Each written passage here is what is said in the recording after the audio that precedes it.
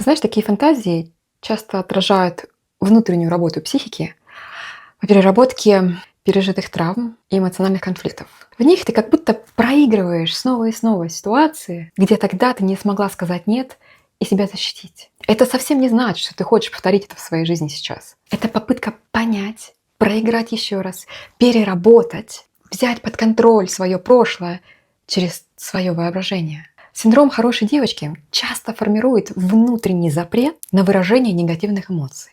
Поэтому такие фантазии вызывают у тебя, возможно, двойственные чувства. Если ты узнаешь здесь свои переживания, ты не одна.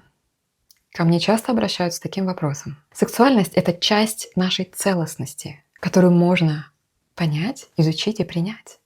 На консультациях мы вместе исследуем твой опыт без осуждения, без давления. Бережно идем в твоем ритме.